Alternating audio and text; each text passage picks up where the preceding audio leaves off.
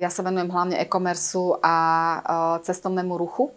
Okrem toho momentálne sa venujeme dosť aj akvizíciám a Poláček Partners nám veľmi pomáhajú jednak s rôznymi obchodnými spormi, alebo problémami, ktoré riešime. Veľmi často nám pomáhali s pripravovaním všeobecných obchodných podmienok, s analyzovaním niektorých zákonov, tak aby my sme v podstate mali všetky legal veci pripravené tak, aby boli v súlade so zákonmi. A samozrejme momentálne s nimi veľmi riešime aj naše M&A aktivity, to znamená akvizície. Zatiaľ sme absolútne spokojní, naozaj ich práca je veľmi energická, veľmi vecná, sú veľmi promptní.